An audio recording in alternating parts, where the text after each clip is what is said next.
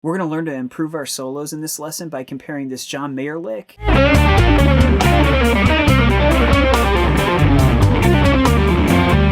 to this one by Jimmy Page.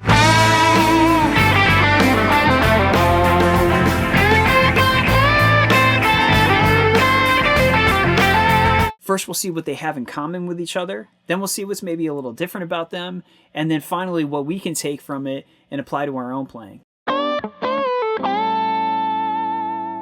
So on the surface, if you think of Jimmy Page and John Mayer, it may not seem like they're all that similar to each other, and I would tend to agree with that. They have their own unique style and sound and all of that, but when I really looked at these two licks, I realized there was actually kind of a lot in common in these two examples in particular, and I'm going to highlight a couple of those things in this lesson. The first thing is that they're both using primarily the minor pentatonic scale, and in the John Mayer lick, it's a little more of the blues scale, and I'll explain what that means in a second if you're not familiar with that. The next thing that was really interesting to me that they had in common with each other was they both were sprinkling in the same kind of modal tone that just spices up the pentatonic a little bit. Again, I'm going to explain that in a moment. And then the third thing I'm going to share that they have in common is this sort of kind of weaving technique they're using from descending patterns to ascending, and it kind of goes back and forth a little bit, really utilizing pull-offs to make that happen.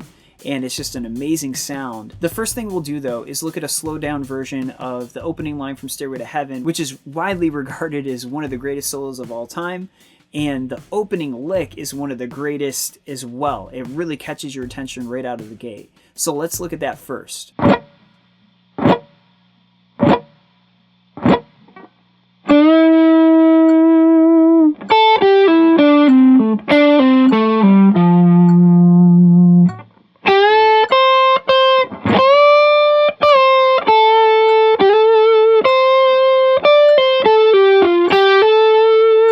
We're going to open up with this bend on G, and it's a full bend with a little bit of vibrato kind of sprinkled in. And then notice that what Jimmy Page does is he jumps all the way to the high E string, so he's going to skip over the B string, and then he just descends a few strings down. So like this.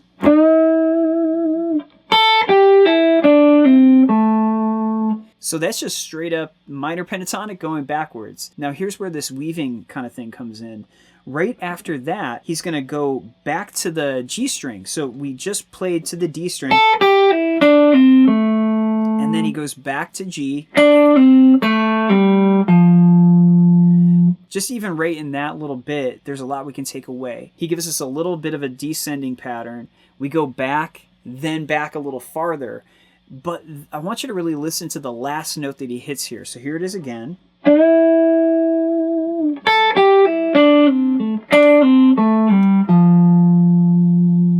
That note right there that we just landed on, which is an F natural, is the note I was kind of hoping that would stand out to you that is outside of the minor pentatonic.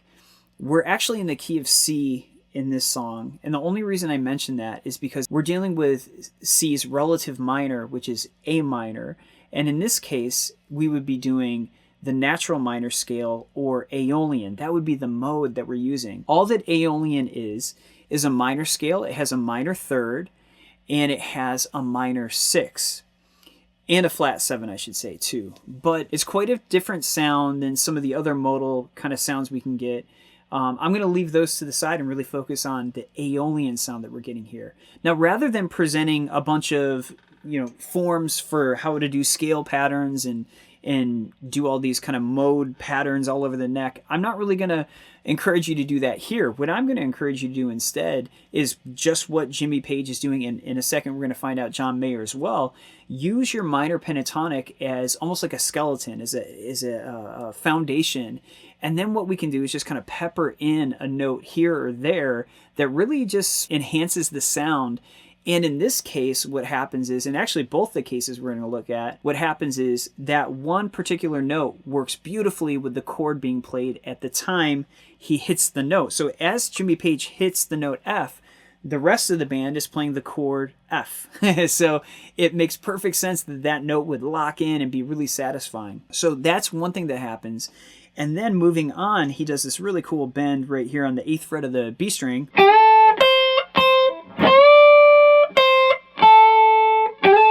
He slides into the second position of the minor pentatonic. I want to pause there, even though that's not really where he stops. But that note right there on the 10th fret of G is an F again. So most of this, like 95% of it or more, is just the minor pentatonic scale. And that one extra note just really gives it a little different color, a little bit of a different texture. And there again, he's using that kind of pull-off technique where he's really, because of those pull-offs, we're able to do a little more with less pick strokes, which is awesome. And John Mayer really takes advantage of that and creates just this blazing speed because of the pull-offs and this kind of almost more legato style. The first thing that I would recommend doing is learn this phrase and the other one note for note, just like Jimmy Page and John Mayer played them. Don't worry about the tempo. That really isn't a big deal. If you have a goal to be able to play really fast, I think that's a really admirable thing to go for, but it isn't the end-all be-all.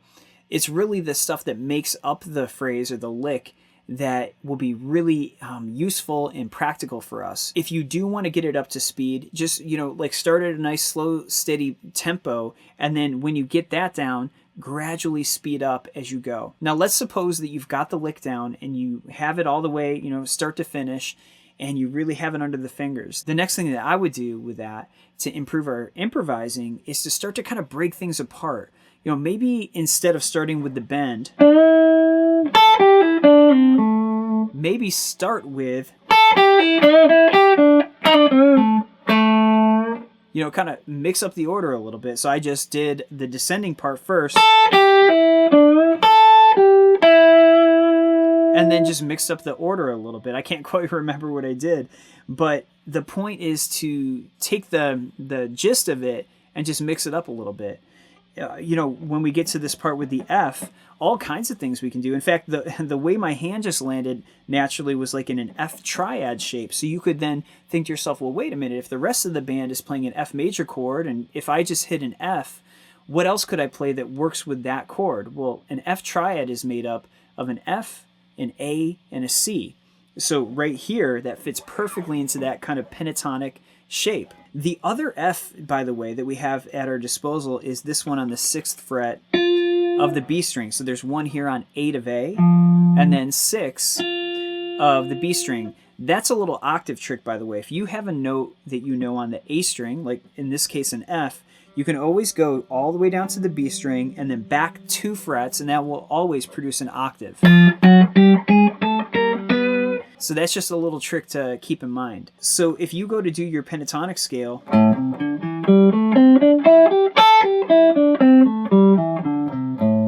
maybe try it with that extra note in there, which is F.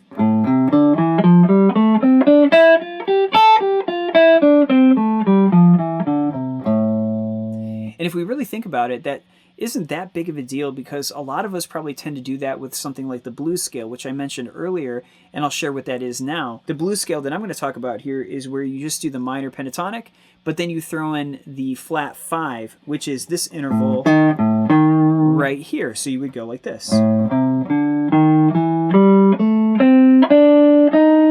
Here's another octave trick. If you have a note on the A string, you can go down 2 strings, which is G string, and up 2 frets, and that'll produce an octave. So now you have 2 little octave tricks you can use. At any rate, the blues scale.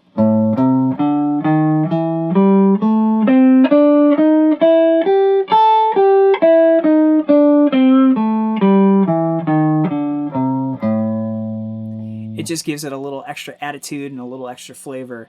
Just like the Aeolian note, which is F natural in this context, that can give it a little extra flair as well. So then you start to get a bunch of stuff you can play with. If you look at that then, on the A string, you have a set of notes that goes from 5th fret, 6th, that is the blue note, the flat 5. We've got the perfect 5th, and then we've got that minor 6th that we were throwing in anyway.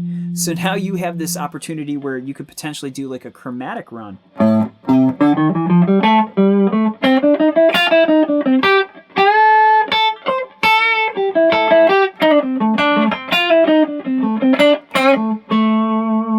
Maybe you descend going backwards. Let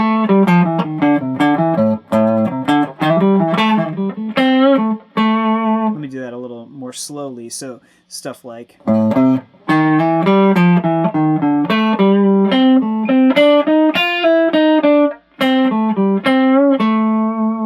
we can riff around with it maybe a little bit faster.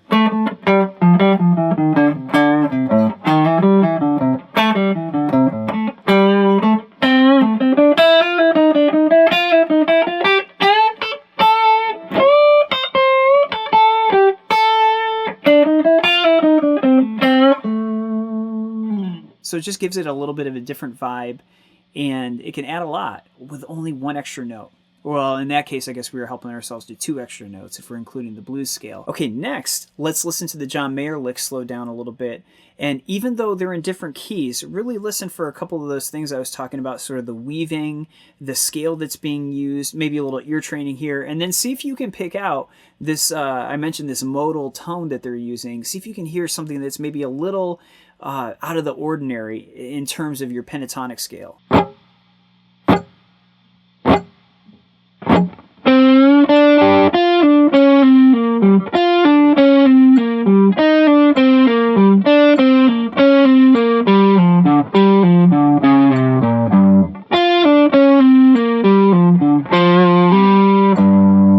He's primarily using the blues scale. In his context, though, it's going to be G Aeolian, or the G natural minor scale that we're really drawing from, meaning we're really coming from the key of B flat. And some of this stuff might sound more complicated than it really is. If we're in the key of B flat, look at this note right here. This is B flat. Just go back a few frets, 1, 2, 3. You'd be on G, and that tells you where your natural minor scale is or where the Aeolian mode is. So in this case, we can actually take the lesson we just learned from the Stairway to Heaven lick and apply it equally here. So what I mean by that is if I do the G minor pentatonic, in fact, let me just do that first.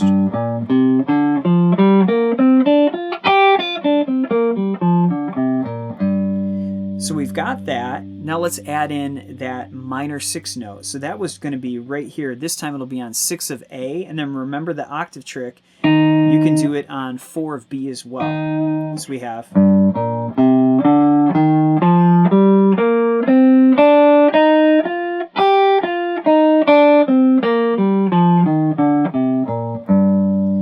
So it's mostly just your minor pentatonic with that 1 extra note. In this particular clip, though, he only really uses that note 1 time, and the reason that he does it, it's actually kind of interesting because this time, the chord being played isn't going to be a major chord that is sharing that root, like in the Stairway to Heaven example.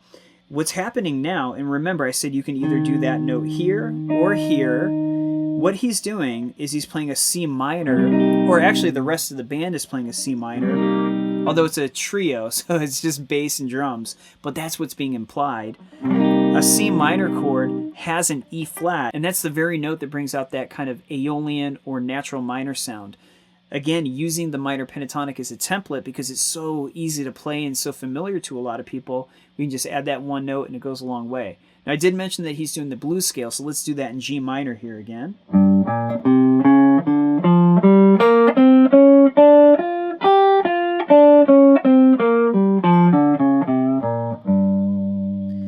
So the way this lick opens up is another bend on G. We do this little, it's a classic blues lick. That's the other thing. You can always take these phrases from these great players and just take a little piece of it and then make the rest your own and kind of start to build your own sound with it and get your own voice. So here it is. The reason that he uses the middle finger here on the D string is because then he hops up with the ring finger to do a pull off again. Like that. And next up, he goes to this kind of Aeolian note that we were talking about. Remember, you can do it here or here. And he does a pull off here. Then he cascades back up, but this time instead of going back to the same note, he goes 1 note lower. And then back to the D string. Now I love this. He uses his index finger on the 4th fret of A to do this slidey. But notice, that's that blue note we were talking about with the blues scale. So it's a lot of these really simple, fundamental things that you can tell by how fast he plays it. He has it down so that it almost sounds like there's way more going on than there really is. He's really just mostly using that blues scale, and yet it sounds like this incredible run, which it is, and it doesn't take a lot. It might take a lot of technique to play it that fast, but it's up to you how fast you want to play it. You can play it as fast or slow as you want, but the content of what's being played can be just as valuable. So if we were to steal this little opening lick and maybe tweak it a little bit, maybe...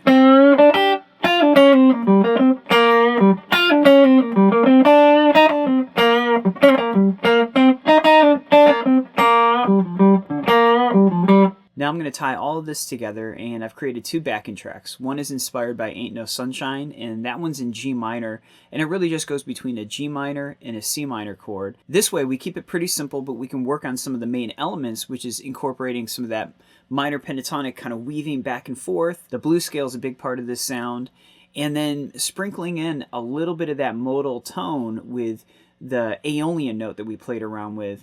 And the second track I created is inspired by Stairway to Heaven. That one's going to go A minor, G, F. And we have the same things we can play around with here, but with a different key and a different chord change. So it's kind of cool. We can apply this in a bit of a different context. First, I'm going to start with Ain't No Sunshine, then I'll do Stairway.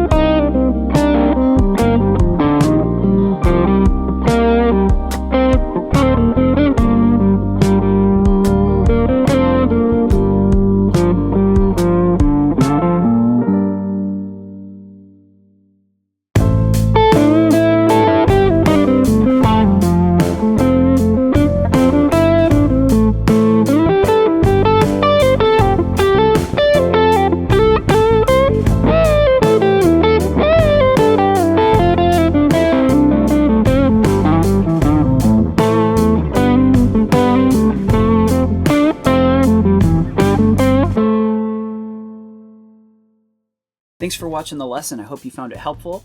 If you want to get the free jam tracks, just check out the description of this video and you'll see a link that'll take you there. And that way you can practice and apply all this stuff on your own. And don't forget to subscribe, hit the like button, and share the video if you found it helpful. And I'll see you next time. Thanks.